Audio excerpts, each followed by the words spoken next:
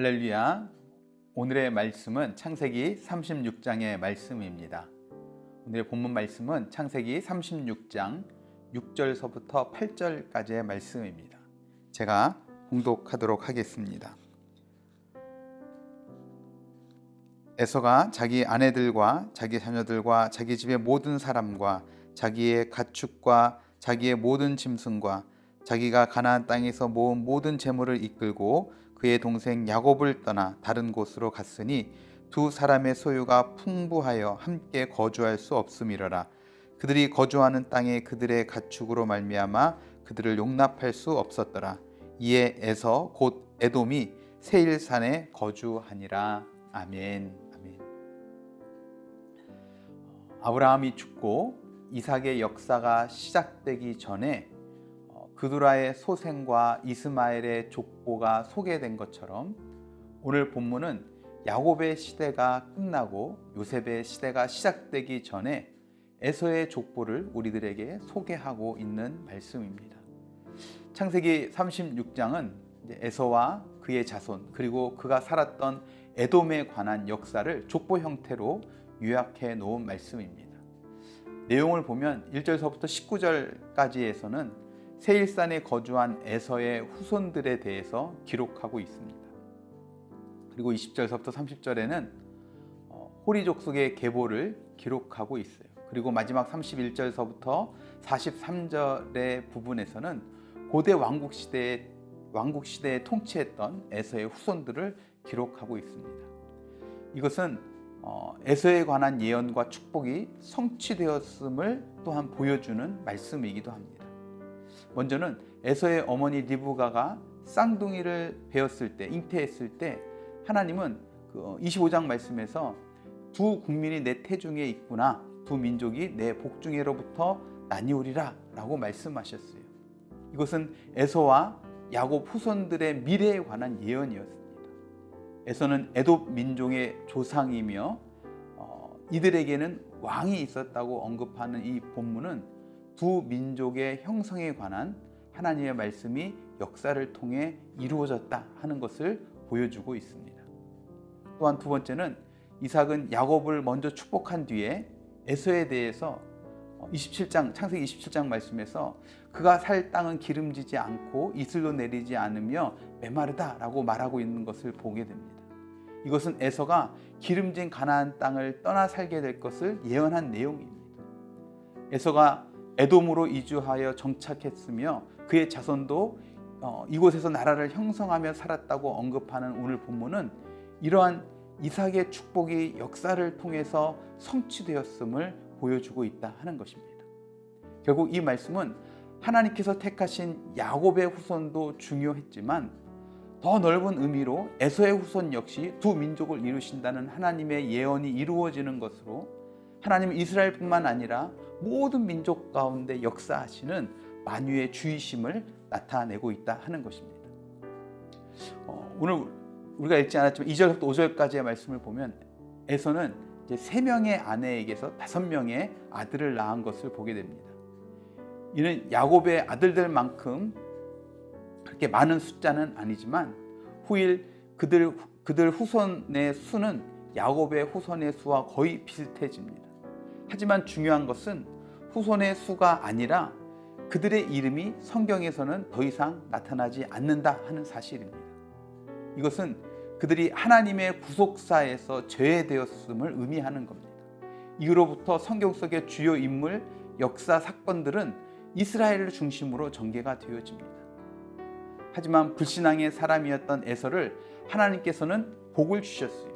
그 후손들에게 내리신 축복은 바로 오늘 성경 말씀에 기록된 이 에서의 족보에 잘 나타나 있는데 먼저 자손을 번성케 하셨어요. 또한 물질적으로도 복을 주셨습니다. 야곱이 고향으로 돌아와서 아버지 이삭을 모시는 동안에도 에서와 함께 지나게 되었는데 하나님은 야곱의 육축만 많게 하신 것이 아니라 에서에게도 축복을 하셨어요. 그래서 함께 거할 수 없을 만큼 그들의 소유가 많아졌다는 겁니다. 더 나아가서는 왕국을 이루게 해주셨어요. 야곱의 자손인 이스라엘은 출애굽과 광야의 여정을 거쳐 오랜 후에 가나안 땅에 다시 돌아와 이스라엘 왕국을 세웠지만 에서의 자손은 오늘 보면 31절 말씀에 보면 일찍이 왕국을 이루었고 그것은 마침내 에돔이라는 강대국으로 이르게 하여 주셨음을 오늘 말씀을 통해서 우리가 볼 수 있습니다. 그런데 이러한 하나님의 사랑은 지난날 에서에게만 베푸신 것이 아니라 오늘날에도 당연히 버림받아 마땅한 죄인이라 할지라도 그들에게 긍휼과 자비를 변함없이 베풀어 주시는 줄로 믿습니다. 비록 에서가 택하심을 받지 못한 사람이라고 할지라도 불행스럽게만 일생을 보내게 하신 것이 아니라 그도 아브라함의 자손이기에 그 자손에게 약속하신 축복에 동참하게 하신 것처럼 이와 마찬가지로 하나님께서는 오늘날 하나님을 부인하는 무신론자들, 물질을 신으로 섬기는 배금주의자들이 오히려 하나님을 믿는 성도들보다 육신의 삶에 있어서 에서의 가문처럼 때로는 잘 살게도 번성케도 하신다 하는 겁니다. 이 일에 우리는 때로 많은 의문을 갖기도 합니다. 시편 기자도 시편 73편에서 악인의 형통함을 보고 넘어질 뻔하였다라고 고백하고 있는 것을 보게 됩니다. 그러나 이런 하나님의 섭리는 어찌하든지 그들을 하나님의 은혜 가운데 거하게 하시려는 하나님의 사랑이었음을 우리는 기억하고 우리는 더 큰 믿음 위에 서는 저와 여러분들이 되어야 될 줄로 믿습니다. 7절 말씀에 야곱과 에서는 그들의 소유가 풍부해서 함께 거할 수 없었어요. 그래서 에서는 모든 가족들과 재물들과 짐승들을 이끌고 세일산에 거합니다. 이곳의 현 위치는 예루살렘에서 한 서쪽으로 약 14km 지점 위에 이제 가나안을 벗어난 이제 사해 남쪽 아라비아 산악지대라고 이제 이야기를 합니다. 이후부터 세일은 하나님의 백성인 이스라엘 백성 그리고 하나님의 백성이 살고 있었던 성인 그 예루살렘과 대비되는 이방 땅의 성으로 자주 등장하게 됩니다. 에서는 세일산에 정착하였고 그의 후손들은 대대로 그곳을 삶의 근거지로 삼았어요. 또한 31절 말씀에 보면 이스라엘의 왕이 있기 전에 이미 에돔 땅에는 왕들이 있었다고 말씀합니다. 이스라엘 백성들이 애굽에서 노예 생활을 하는 동안 에돔 족속은 독립된 나라를 이루면서 정치, 경제 모든 부분에서 이스라엘보다 발전된 상태에 있었고 외형적인 번영과 풍요를 누렸다는 것이죠. 32절 이하에 나오는 왕들은 에돔의 그 기틀을 닦은 왕들이라고 할 수 있어요. 그들은 이스라엘과는 비교되지 않을 만큼 에돔 왕국을 훌륭하게 발전시킨 왕들입니다. 39절에 바알 하난과 하달 시대에 와서야 이스라엘의 첫 번째 왕인 사울 왕이 등극하게 되죠. 이어지는 40절 이하에 나오는 에돔 왕들에 이어서 족장들에 대한 소개가 비교적 소상하게 기록되어져 있습니다. 하지만 왕들과 마찬가지로 그들의 업적이나 어떤 신상에 관한 언급은 찾아볼 수가 없습니다. 다만 어떠한 인물들이 족장이었는지에 대해서 간단하게 나열만 하고 있을 뿐입니다. 이것은 다음 장에 시작되는 야곱의 후손들을 중심한 구속사적인 전개를 위한 한 시대를 마무리하는 의미로 소개하고 있는 것으로 보여진다 하는 것이죠. 말씀을 정리하겠습니다. 창세기 36장은 에서의 후예에 대해서 정확하게 열거하고 있습니다.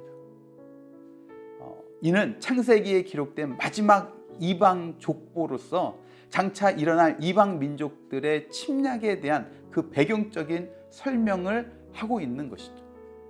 에서는 모든 부분에서 야곱보다 나은 조건을 타고났지만 그에겐 믿음이 없었기에 하나님의 구속의 은혜를 경험하지 못했고 하나님의 구속의 은혜에 속하지 못했습니다. 이런 에서의 삶을 바라보면서 우리는 스스로의 믿음을 다시 한번 돌아보는 귀한 하루가 되기를 바랍니다. 우리가 정말 상황과 환경을 쫓아가는 사람이 아니라 믿음을 가지고 하나님의 말씀을 쫓아 순종하는 온전한 믿음의 성도의 삶이 이룩되기를 주님의 이름으로 축원합니다. 기도하시겠습니다. 사랑과 은혜가 풍성하신 주님, 이방 사람으로 이제는 이스라엘을 대적하는 민족으로 그렇게 흘러가게 될 그 에서의 후손에 대한 족보의 내용들을 우리가 말씀을 통해서 봅니다. 하나님은 그들에게도 선히 역사하시고 축복해 주시고 함께 하셨지만 그들은 말 그대로 하나님의 구속사를 이뤄가는 가정 가운데 이스라엘을 훈련하고 연단하고 세워가는 도구로 쓰임받긴 했지만 그들이 그 은혜의 주인공으로 세움받지 못했던 모습들을 우리는 이후의 말씀들을 통해서 보게 됩니다. 하나님, 그런 에서와 같이 믿음 없는 그런 삶의 모습들이 우리에게는 없겠지만 그 에서의 삶 또 에서의 민족의 모습들을 교훈 삼아서 우리는 정말 우리가 살아가는 이 삶의 속에서 환경과 상황만을 쫓아 살아가는 그런 믿음 없는 자의 모습이 아닌 우리가 어떤 환경, 어떤 상황 가운데 있다 할지라도 신실하신 하나님을 믿는 그 믿음으로 날마다 주님을 의지하고 하나님 말씀에 순종하며 살아가는 귀하고 복된 삶이 이룩되게 하여 주시옵소서. 오늘 하루도 그렇게 믿음으로 반응하며 살아가는 복된 날이 되게 해주실 것을 믿고 감사드리며 사랑이 많으신 예수 그리스도의 이름으로 간절히 기도드렸사옵나이다. 아멘. 아멘.